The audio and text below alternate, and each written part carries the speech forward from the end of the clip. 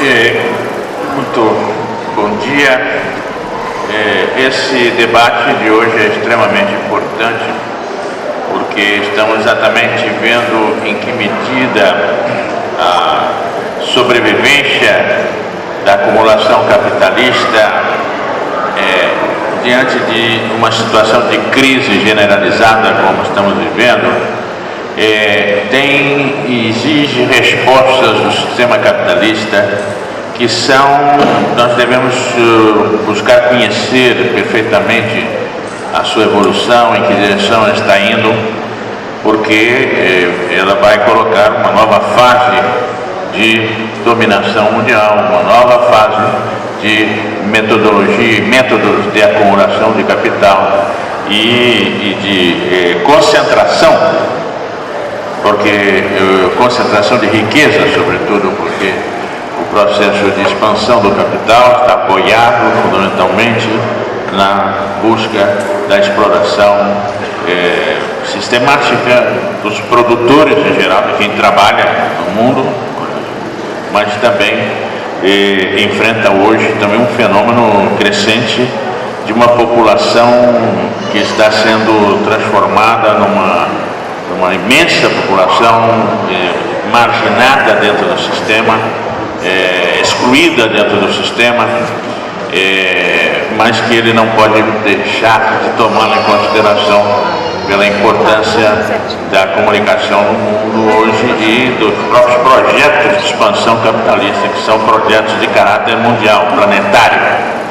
O centro do sistema, que é os Estados Unidos, não pode pensar a sua acumulação como um fenômeno interno, ela está pensada como um fenômeno planetário e envolve todas as regiões do mundo. Isso é um ponto muito essencial, porque isso identifica imediatamente a crise com a guerra.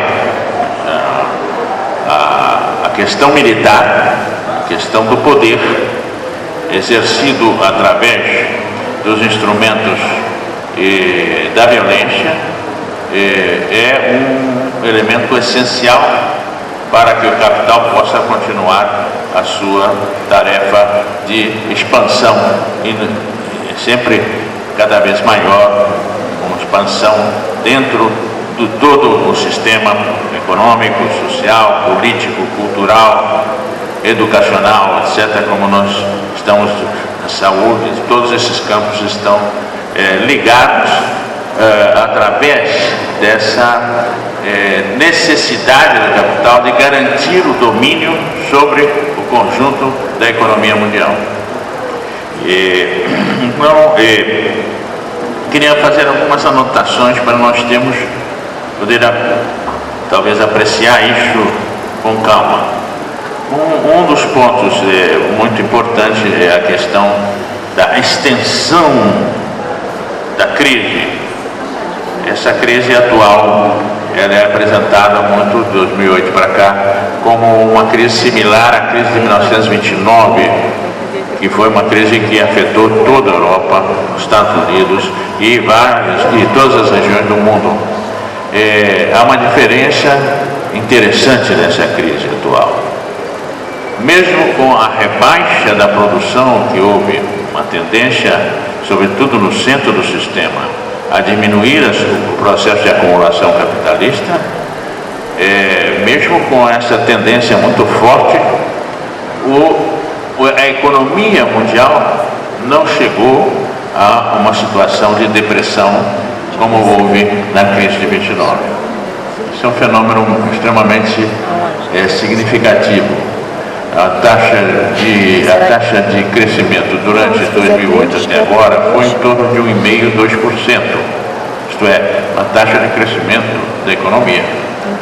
Mas aonde esteve esse crescimento? A tendência a baixar é muito forte nos Estados Unidos, na Europa, e há uma manutenção do crescimento muito forte nas outras áreas do mundo. Primeiro os BRICS, evidentemente, mas uma série de outros países que são parte dessa chamada economia emergente no mundo hoje. Para nós termos uma ideia, a taxa de crescimento desses países, entre os quais está o Brasil, apesar de ter caído nos últimos 2 anos, mas a taxa de crescimento do conjunto tem sido em torno de mais de 3%. É claro que a China puxa muito, porque a China tem tinha um crescimento de 10%, baixou para 7,5%, mas ainda é um crescimento muito alto, que mantém um padrão de crescimento da economia mundial, que as pessoas não têm costume, não temos o costume de pensar a existência de um crescimento desse tipo tão permanente, tão assegurado, com muito pequenos momentos de crise. Sim? Não sei se... Não é comigo, desculpa. Então, é muito interessante ver isso, por quê? Porque isso mostra como o centro do sistema está em crise. Ele está em crise porque ele não está conseguindo articular o conjunto do sistema nesse momento. E estamos assistindo um fenômeno extremamente significativo, é que ao mesmo tempo que o centro começa a perder poder, começa a ascender poder, então, do outro lado. Os países que formam essas novas forças emergentes no mundo, etc., têm hoje mais de 24% do PIB mundial. Os Estados Unidos hoje tem cerca de 13, 16, 14% do PIB mundial. E até agora não há nenhuma perspectiva de mudar essa situação substancialmente, não é? Os Estados Unidos cresce nas melhores condições, há alguns anos chegou a crescer 2%, 2,5%, e inclusive alguns meses cresceu um pouco mais, mas no conjunto continua um crescimento em torno de 2%, 1,5%. Enquanto isso, a China cresce a 7,5% por ano. A Índia tem mantido um crescimento de mais de 5% ao ano. A Rússia teve momentos de crescimento também em torno de 5%, 6%, caiu nos últimos 2 anos, mas todos os dados indicam que essas taxas de crescimento continuarão mais ou menos nesse padrão. Se continuar, e tudo indica que continua assim, nós deveremos ter os países em ascensão agora, em 10 anos, 15 anos, eles estarão com mais de 40% do PIB do mundo. Então nós estamos assistindo uma situação de mudança muito substancial na correlação de força mundial, porque o domínio do PIB, do Produto Interno Bruto, é um indicador muito fundamental para compreender o poder econômico desses países. Não é um instrumento para necessariamente ver a qualidade de vida da população, mas é um instrumento muito fundamental para ver a distribuição de poder no mundo.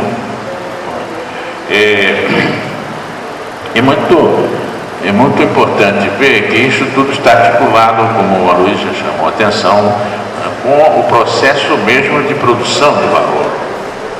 Mas o processo de produção de valor, o que ele significa? Significa que há uma quantidade crescente de pessoas que estão trabalhando no sistema mundial, e se ampliado enormemente esse número dessas pessoas nos últimos anos. São trabalhadores que vieram de zonas com muito baixa condição de trabalho e que estão agora sendo articulados nos setores de mais alta tecnologia, com a produção massiva. Há um aumento enorme do que a humanidade produz, também do ponto de vista da base material. Esta produção de valor, ela está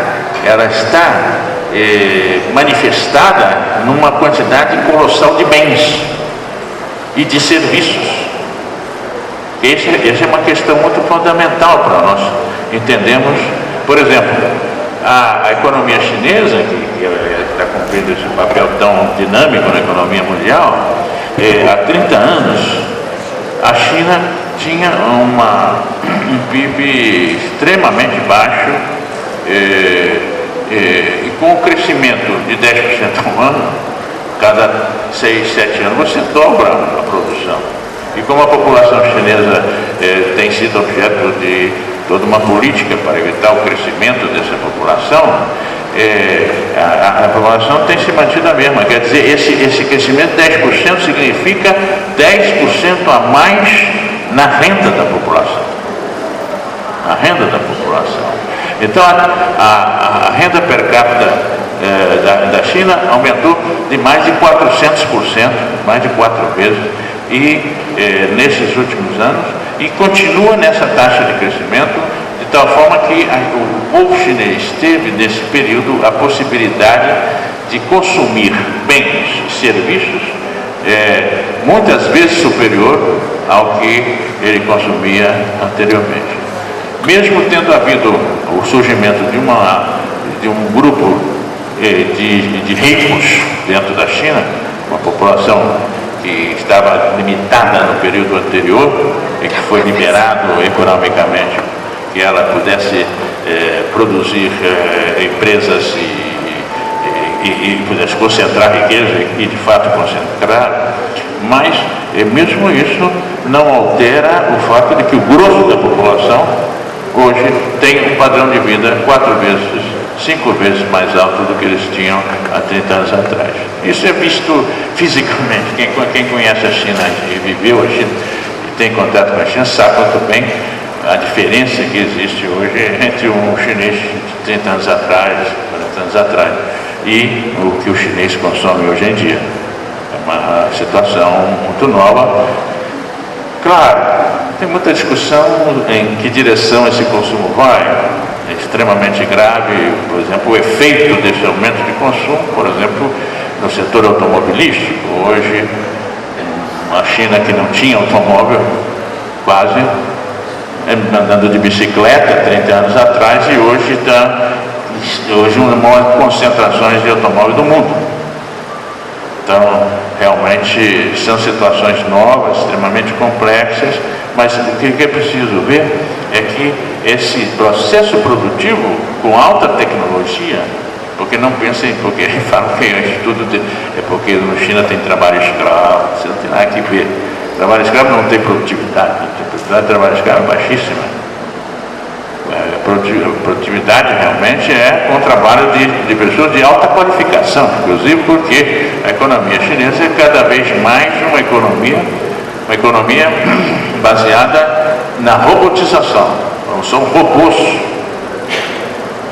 que estão produzindo. Os trabalhadores são cada vez mais engenheiros, técnicos, pessoas que estão no processo de gestão da produção e não na produção material, carregando coisas, servindo de animal quase de energia, como os chineses até muito pouco tempo atrás ainda tinham e ainda tem uma população importante de gente que ainda carrega coisas e produtos como aqui. A gente não presta muita atenção, mas nós estamos cercados de gente que está carregando coisas para todo lado com sua energia pessoal.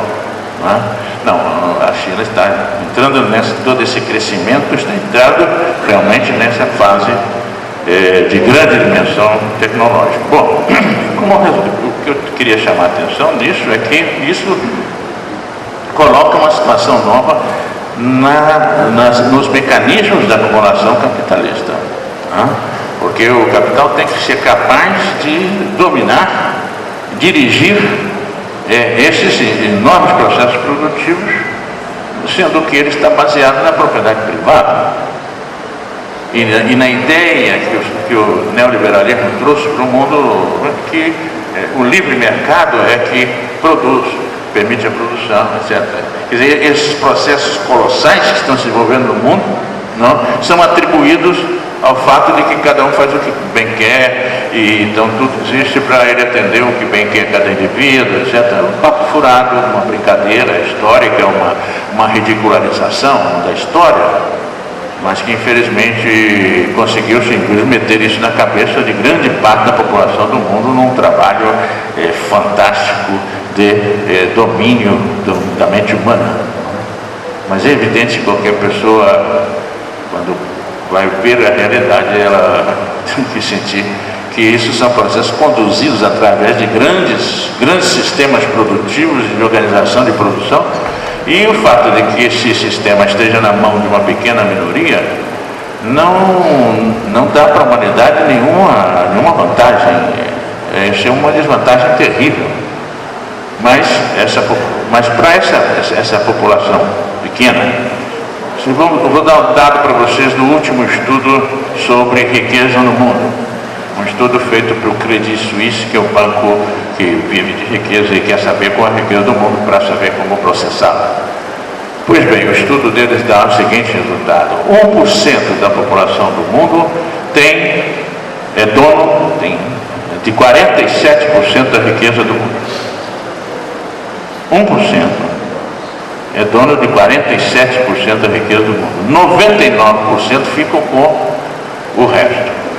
Mas esse 99% é distribuído, o resto também de maneira concentrada. No final, os 50 e tantos por cento da população do mundo vão ficar com 5%, 6% da renda do mundo. Então, essa é a situação, cria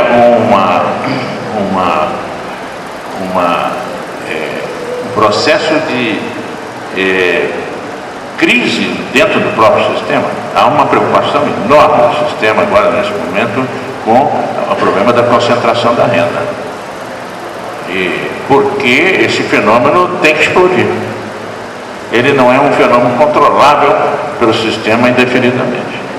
Ele tende a concentrar cada vez mais, e ao tender a concentrar cada vez mais, aumentar a tensão no mundo e aumentar, portanto, o perigo de sobrevivência no mundo. E, portanto, a primeira resposta que o sistema tem que dar para poder garantir-se no poder é a resposta militar. Militar e policial, porque grande parte dessa população tem que ser dominada policialmente. Os militares não podem ir se bem que estão sendo chamados em várias partes do mundo com grande frequência para que vá diretamente reprimir e manter a população, essa população gigantesca que não consegue um lugar dentro do sistema. Então, nesse contexto, realmente a questão militar ganha uma dimensão colossal por dentro do sistema, mas ela é ainda mais para nós terminarmos, ela ainda é mais grave pelo fato de que não é somente uma questão de dominar os que estão embaixo, é também dominar os que estão no nível mais alto também. Porque esse 1% tem que dominar toda uma população de 30%, 40% de gente que são gente de grandes recursos e que tem que ser dominada por esse 1%. Isso supõe exatamente essa luta pelo domínio planetário. E aí, as Forças Armadas mesmo, que são o instrumento para garantir esse domínio planetário. Para garantir esse domínio planetário e para garantir o domínio da produção no mundo, que as empresas, que o sistema produtivo esteja dominado por esse 1%. E para garantir isso, se necessita, portanto, estratégias de domínio econômico que são de caráter mundial. Aí está o grande problema, realmente, que está colocado a violência como uma forma necessária de sobrevivência do sistema. E por isso mesmo nós assistimos hoje esse tipo de guerra, que cada vez está se acumulando mais, que é uma guerra de grande extensão. Nesse momento, os Estados Unidos está em guerra com mais de 8, 10 países do mundo, em regiões de grande poder econômico, porque são grandes centros econômicos, sobretudo a região do petróleo, porque grande parte está voltada para o domínio dessa região. Mas também não nos esqueçamos, nós somos a região mais importante de matérias-primas do mundo. E entre elas uma que é muito crucial, a água. Em 50 anos mais, 40 mais, 50 anos mais, a água estará restrita, em grande parte, ao continente latino-americano, sul-americano sobretudo. Portanto, temos que saber que a sobrevivência desse sistema, a manutenção dele, o avanço da acumulação capitalista é cada vez mais não só uma ameaça de exploração, é uma ameaça também de destruição, assassinato, de violência extremamente grande, que nós temos que ser capazes de confrontar, porque nós temos do nosso lado, evidentemente, a grande maioria do mundo, e ela não pode ficar indefinidamente sob o domínio dessa minoria. Eles sabem disso, eles estão preocupados, e nós temos que também aproveitar essa ocasião histórica, como muito bem assinalou o nosso companheiro Eva. É um dos grandes momentos da história da humanidade, e a América Latina está assumindo um papel muito importante dele, e é um momento crucial de vida e luta comum, como mostrou nossa companheira cubana. Nós estamos muito nessa luta comum, na formação de instrumentos de poder regional, e com eles nós vamos lutar, e com os nossos trabalhadores organizados e a nossa consciência bem avançada, vamos poder enfrentar realmente esse grande desafio histórico, que é um desafio que pode ser, deve ser, sobretudo, para o progresso, para o avanço e para o socialismo.